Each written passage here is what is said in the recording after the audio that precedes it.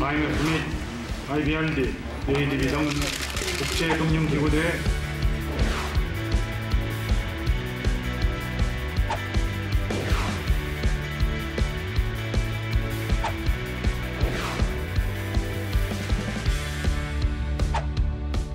어르신들이나 아니면 어린 학생들이나 금융 교육을 실시합니다. 네. 금융에 대해서 지식을 가져야지 나중에 어떤 금융 사기도 안 당하고 네. 그리고 그 미래에 대비해서 저축도 하고 하는 그런 금융 교육도 실시하고요.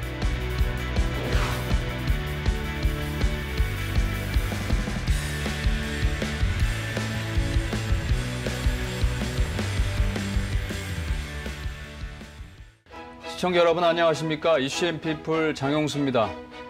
코로나19라는 미중유의 상황에서 실물 경제가 위축이 되고 또 금융시장이 이렇게 급변하는 이런 상황에 놓여 있습니다.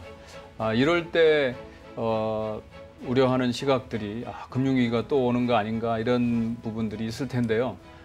이럴 때를 대비해서 존재하는 곳이 예금보험공사입니다. 오늘은 예금보험공사 위성백 사장님을 모시고 말씀을 나누겠습니다.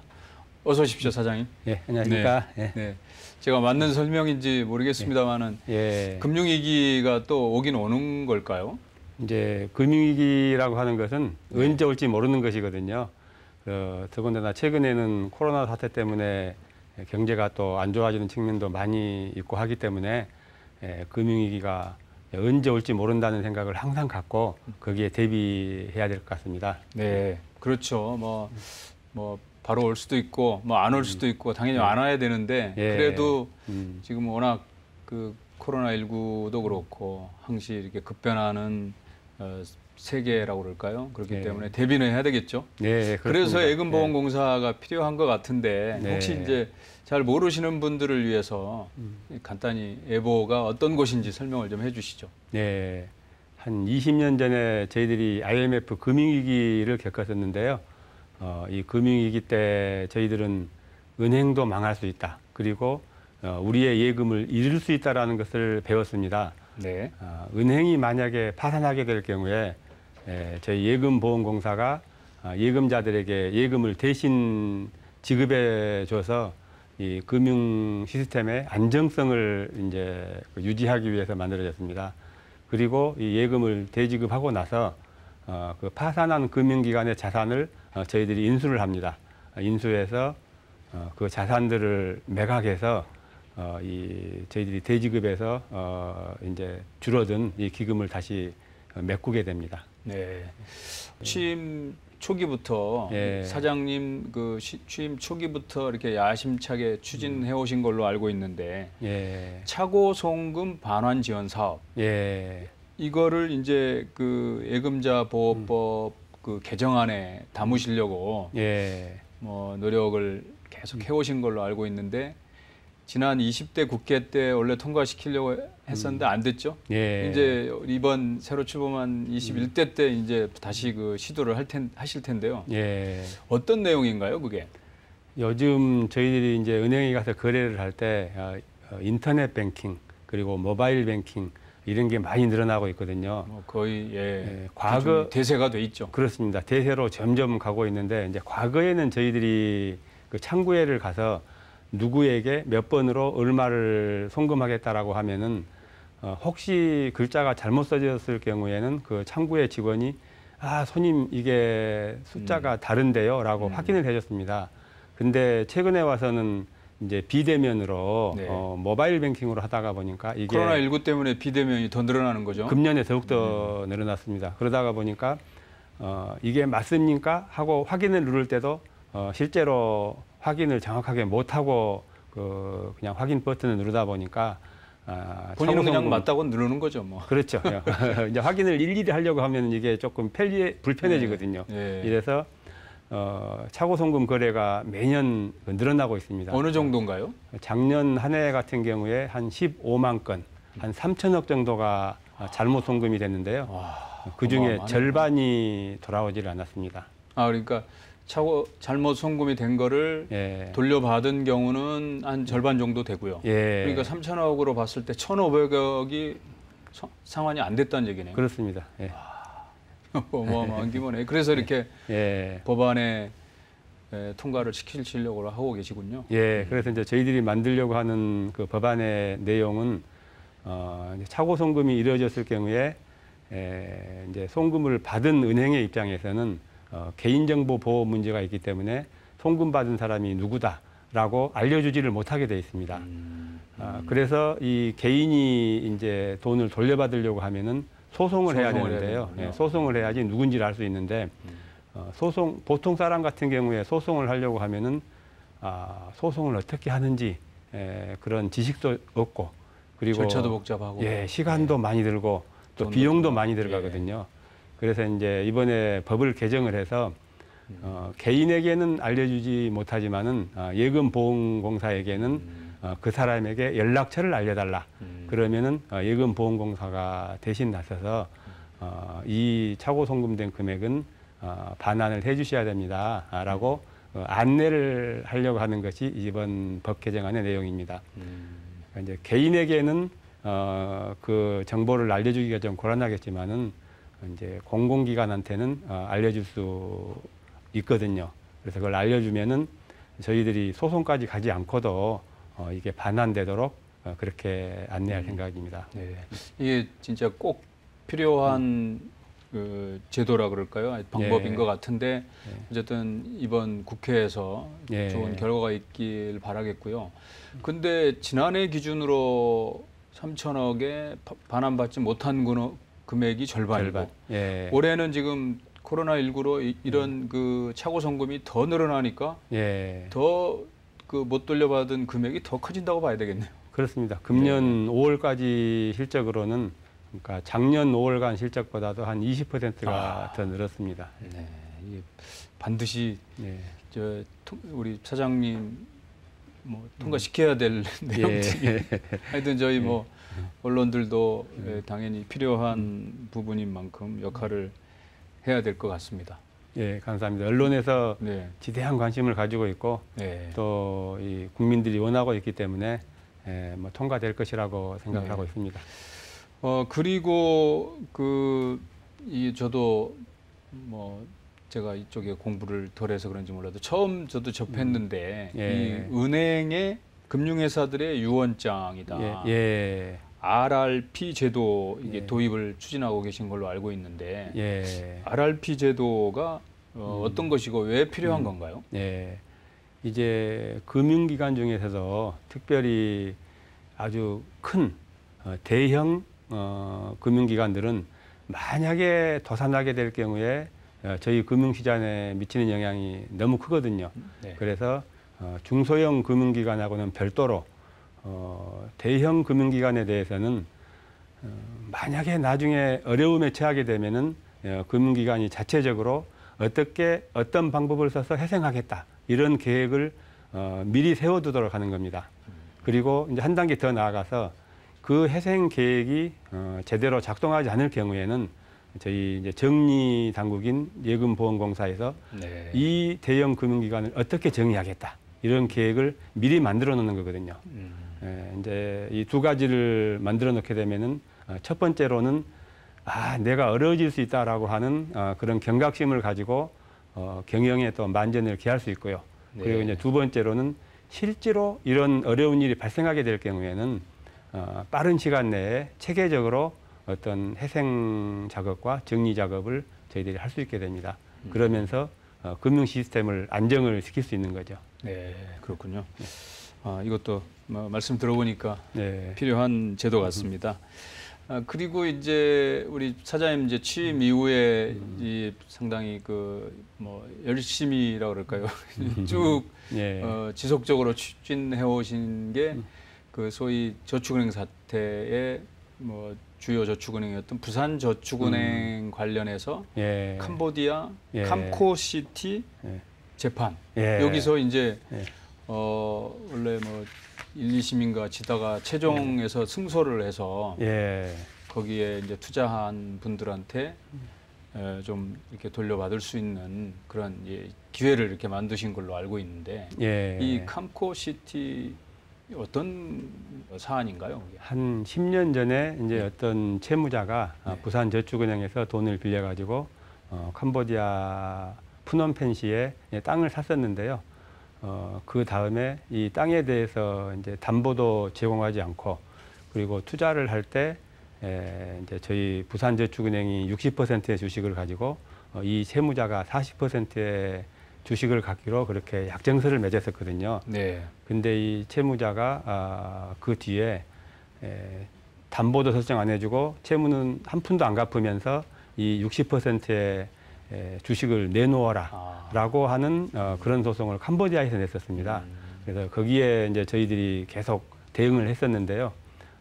캄보디아 쪽은 어떤 사법 시스템도 다르고 이쪽 환경하고 차이점이 너무 많다 보니까 애로가 많았겠습니다. 애로가 많아서 1심에서도 지고 2심에서도 지고 한 6년 동안을 아주 공방을 벌였었는데 금년 초에 이제 저희들이 그 대법원 최종심에서 이제 승소를 했고 그리고 이 채무자는 이제 국내로 송환이 됐습니다. 그래서 이거는 저희들이 주주로서의 어떤 권리를 인정받았다는 점에서 아주 의미가 크고요. 주주로서 이제 저희들이 책임을 지고 그 사업을 정상화하는 방향으로 이제 나가게 되면은 부산저축은행에 한 3만 8천 명 정도가 예금을 이제 덜 돌려받은 그분들에게 그러니까 어쨌든 좀 돌려줄 수 있는 이제 다는 아니지만은 거기서 해소된 만큼 돌려줄 수 있는 이제 그런 계기를 마련하였습니다. 큰일 하셨는데 3만 8천여 명. 지금은 어느 단계인가요? 그러면? 지금은 계속 실무적인 조율을 하고 있는 과정인가요? 저희들이 그 다음에 이제 경영을 정상화해야 되는데 코로나 사태 때문에 캄보디아를 가지를 못해가지고 저희들이 코로나가 또 발목을 잡았네요. 어쨌든 이후로 승소는 했으니까 뭐 당연히 거기에 투자하셨던 분들은 상당히 큰 기대를 가지셔도 되는 부분이네요. 큰 고비를 넘겼습니다. 저희들이 지위를 이제 확보를 했기 때문에. 고생 많으셨습니다. 제가 앞서서 모두에서도 이렇게 잠깐 말씀을 나눴습니다만은 코로나19 때문에 금융위기에 대한 걱정이 예전에 그런 트라우마들이 뭐 정부도 있고 이렇게 개인 투자자들도 있고 그렇지 않습니까? 근데 그런 만큼 이 예금보험공사의 존재감, 역할 이렇게 중요해지고 커지는 것 같은데 특별히 예보 입장에서 이렇게 좀 이런 상황에 더 이렇게 준비하는 게 있습니까? 이렇게 저희들이 이제 서두에 저희들 말씀을 나눴던 것처럼 위기가 언제 올지 모른다. 항상 대비해야 되고 지금 같은 시기에는 특별히 중점을 가지고 대비를 해야 되거든요. 그래서 저희들이 10년 전에 그 금융위기를 극복했던 그런 경험을 되살려서 어떤 단계에서는 어떤 조치를 취한다. 이런 이제 매뉴얼을 만들어 놓은 게 있거든요. 이 매뉴얼을 다시 보면서 익히고 또 보완을 하고 있습니다. 그래서 어떤 상황이 발생했을 경우에 즉시 조치를 할 수 있도록 하고 그리고 그 당시에 경험을 했던 직원들 중에 상당수가 퇴사를 했거든요. 그리고 이제 많은 직원들이 새로 들어왔는데 이 직원들이 역량을 강화해야겠다 해서 이제 최근에는 저희들이 그 당시에 어떤 위기 시에 발생했었던 그런 상황, 그때 정리에 참석했던 상황을 문제로 만들어서 전 직원에게 배포해서 그 문제를 풀고 다시 토론하고 하면서 교육도 하고요. 교육을 하면서 정리 역량을 저희들이 강화를 하고 있습니다.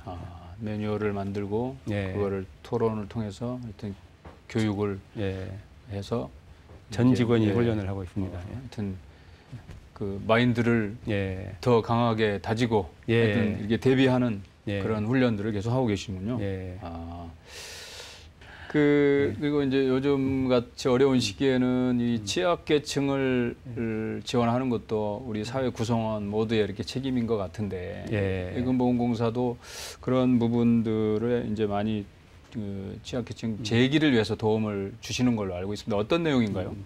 저희들이 옛날에 그 저축은행의 대출 자산을 인수를 하다가 보니까 네. 그 당시에 저축은행들이 이제 어떤 취약계층에다가 대출을 많이 했었거든요. 예.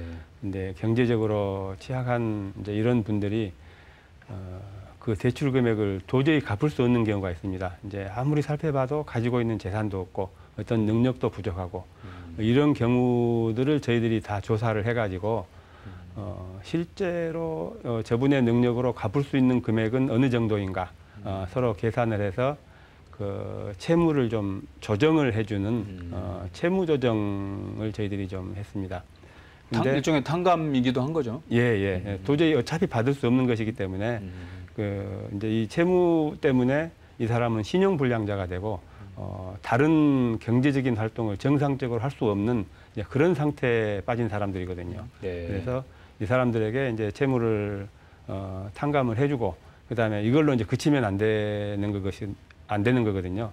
이분은 그 이미 신용불량자로 경제 생활을 할 수가 없게 됐기 때문에 네. 다시 어떤 저희 금융 지원을 또 좀 알선해주면서 일자리도 또 알선하고 일자리 알선까지. 예. 그리고 저희들 그 서민금융진흥원에서 어떤 이런 취약계층에 맞는 어떤 대출이 있는지 또 이렇게 알선을 하고 또 고용부와 컨택을 해서 이분에게 맞는 어떤 또 직장이 있는지 알선을 해서 경제적인 재기를 할 수 있도록 네. 그렇게 도와주고 있습니다. 법원에 가기 전에 뭐 그 해결을 하는 단계네요.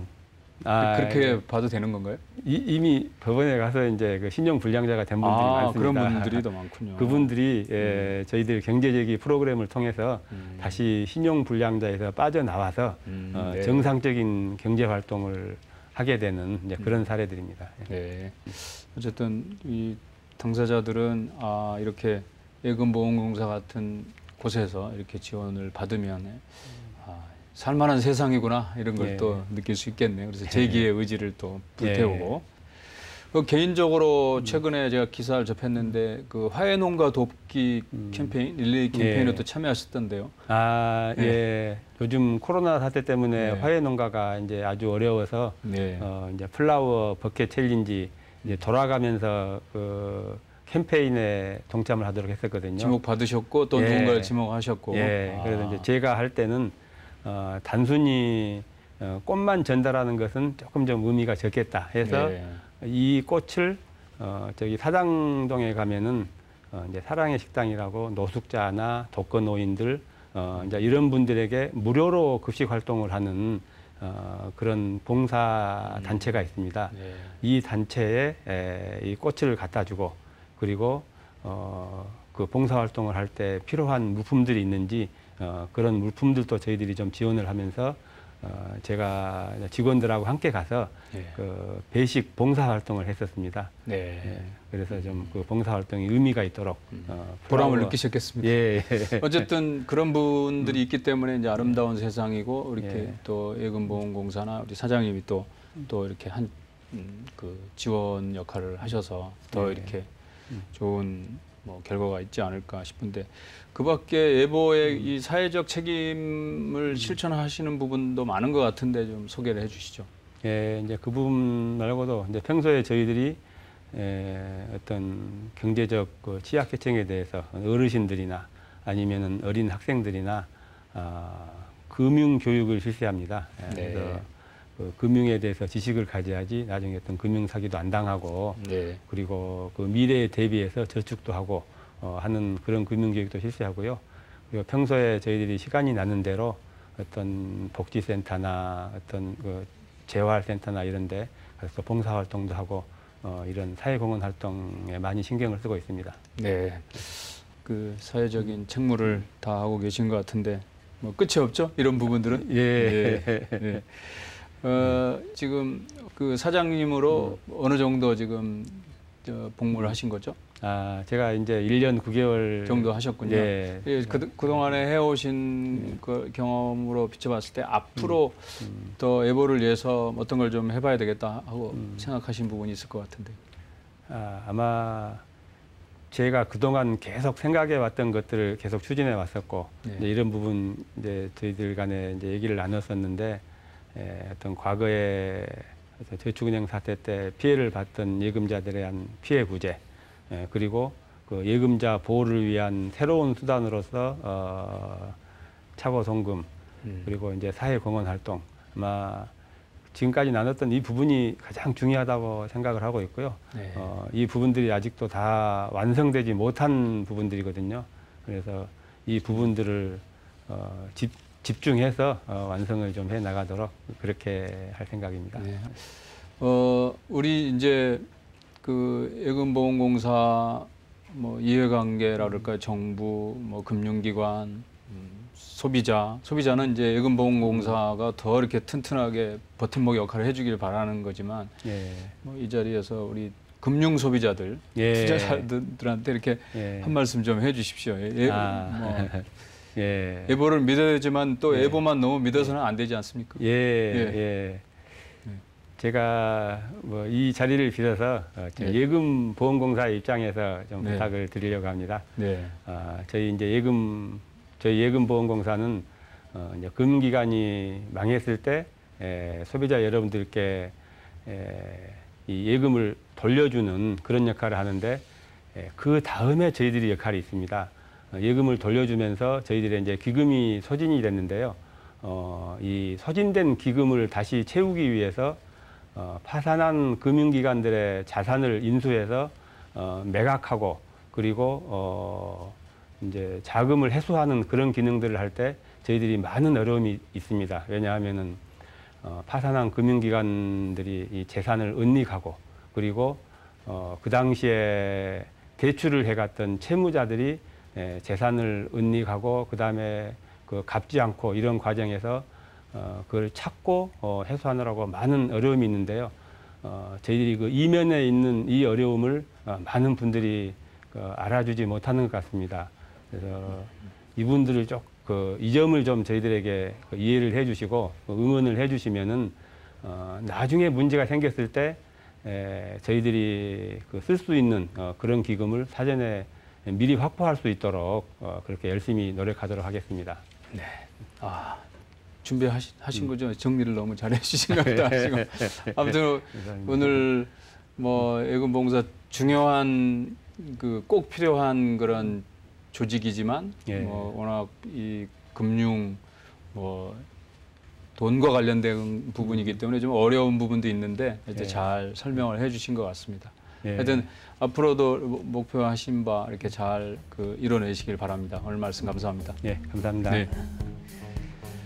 네, 시청자 여러분, 예금보험공사 하면은 지금까지는 뭐 지금까지라기보다도 이전에는 그 부실 기관, 그러니까 부실 회사를 좀 신속하게 정상화시키는 게 주 업무였다면 지금은 이제 부실을 좀 사전에 좀 예방하는 기능에 좀 초점이 맞춰져 있는 것 같은데 오늘 말씀 들어보니까 잘 진행이 돼 오고 있는 것 같고 대비를 하고 있는 것 같습니다. 감사하고요. 다음 주에도 화제의 경제 리더와 함께 하겠습니다. 감사합니다.